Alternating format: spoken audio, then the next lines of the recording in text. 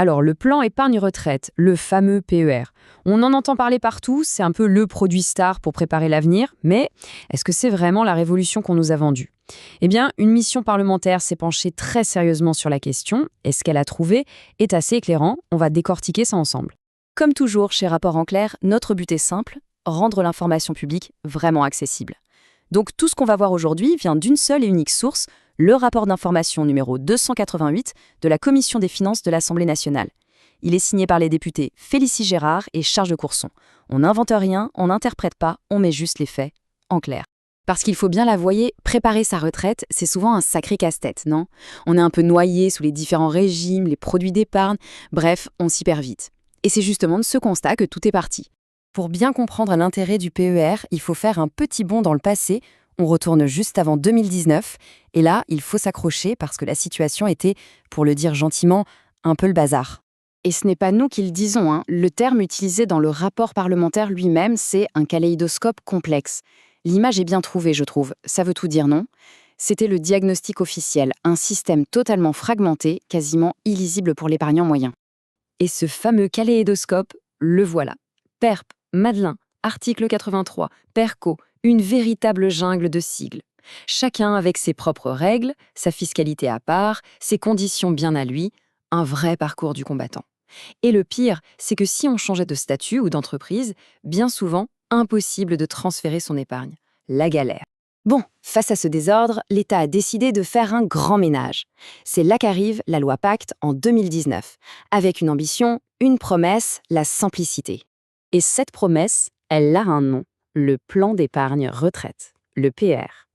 L'idée, c'est de dire stop à la multiplication des produits, on crée une seule et même enveloppe, une enveloppe qui soit simple et surtout qui puisse nous suivre tout au long de notre carrière, que l'on soit salarié, indépendant, fonctionnaire, peu importe. Et cette simplicité, on la voit dans sa structure. Imaginez 3 boîtes dans un même plan. La première, c'est pour l'argent qu'on met de sa poche. La deuxième, c'est pour l'épargne qui vient de l'entreprise comme l'intéressement. Et la troisième, pour les cotisations obligatoires. Tout est centralisé. Sur le papier, c'est limpide, non? Voilà pour la théorie. Mais en pratique, 5 ans plus tard, est-ce que ça marche vraiment? La promesse a-t-elle été tenue? C'est là qu'on plonge au cœur du bilan des parlementaires. Et vous allez voir, le résultat est, disons, contrasté. D'abord, le succès commercial. Et là, les chiffres sont impressionnants.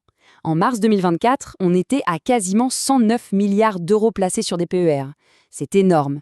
La croissance a été fulgurante, ce qui montre bien que le produit a trouvé son public. Mais, car il y a un gros mais, le rapport pose tout de suite la question qui fâche. D'accord, il y a beaucoup d'argent, mais qui épargne? Et là, la réponse est sans détour. L'épargne retraite et donc le PER, ça reste majoritairement une affaire de personnes plus âgées et plus aisées que la moyenne. Regardez ces chiffres, c'est flagrant. On a près de la moitié des professions libérales et plus d'un tiers des cadres qui ont un PER. Par contre, quand on regarde chez les employés ou les ouvriers, on tombe à peine 10%. Le constat du rapport est donc assez dur. La mission de démocratisation de l'épargne, pour l'instant, c'est un échec. Et ce n'est pas tout. Le rapport pointe un autre gros souci, une sorte de faille dans le système. Les rapporteurs craignent que le PER soit en fait détourné de son but premier, qu'au lieu d'être un outil pour la retraite, il devienne un super produit d'optimisation fiscale pour transmettre son patrimoine. Ce qui, avouons-le, n'était pas vraiment l'idée de départ. Ok, le constat est un peu rude, mais l'intérêt d'un rapport comme celui-ci, c'est qu'il ne fait pas que critiquer. Il propose aussi des solutions. Alors voyons ce que les députés recommandent pour corriger le tir. La première idée phare pour démocratiser le RERAN, c'est de passer par l'entreprise. La proposition, c'est de rendre le PER collectif obligatoire dans toutes les boîtes de plus de 11 salariés. Attention, ça ne veut pas dire que l'employeur serait forcé de verser de l'argent, mais au moins, il devrait offrir la possibilité à ses salariés d'en ouvrir un. Et ça changerait la donne pour beaucoup de monde. Deuxième grande recommandation, la transparence.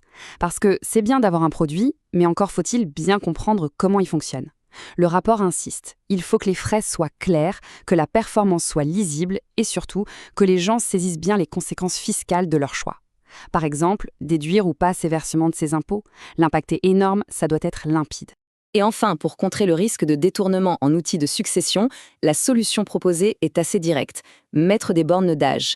Plus possible d'ouvrir un PER après 67 ans, et à 70 ans, hop, le plan serait automatiquement fermé et transformé en revenu.